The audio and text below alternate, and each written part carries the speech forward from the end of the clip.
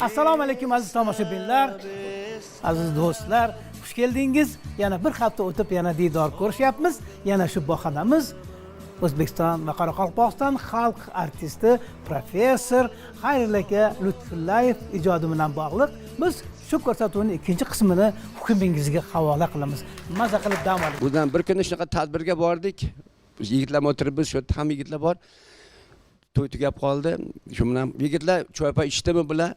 Men uncha san'atkor shu qilmaydi ishi Ahmadjon aka. Oldimizga choy olib kelib, ovqat olib kelib, tayyorlik ham turib olganlar Farqat aka o'zlari. O'tirmanglar. Menga noqulay bo'lib keladi. Ustoz o'tiring desam, yo'q hozir. Qoshiq olib kel, choy olib kel, non olib kel. Yana bir e'tirofda bir kuni bir joyga tadbirga olib ketdilar meni. Do'rang billa boradi. Borsam men ustozlar o'tirishibdi. Hamma ustozlar bor. Pattoxon aka ham bor, Toljon, Baniyli, Hasan akamlar ham o'tirishibdi hammalarida. Aka siz o'zi aytavering desam, yo'q, siz aytasiz. Qarang, davraga shunaqa shu insondagi bag'ri kenglik deyman-da shu narsani. Men shu narsani juda istardim qilish.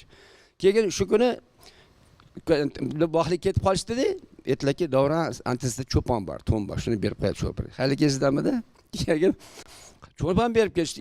Yana ko'nglari bo'lmay, pul ham berib ketdilar-da, qarang endi. Bunaqa ustozdan nimadir olish kerak-ku axir kun insonda. Men haligacha ham yaxshi ko'ramanki, ustozimni oilaviy bizlar odamlarni yaxshi edilar bular.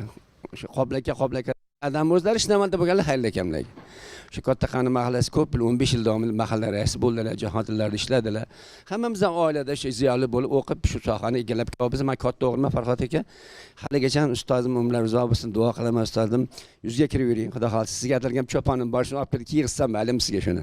Aytdimki, bugun kiyaverasiz, bugundan boshlab kiyaverasiz endi. Mayli. Mana hozir shuni 55 yildan beri kiyib kelyapman.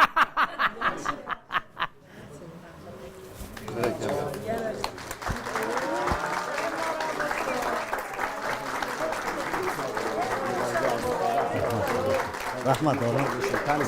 Rahmat. 90 yilligini ham qilamiz, 100ligingizni ham qilamiz, xudo xohlasa.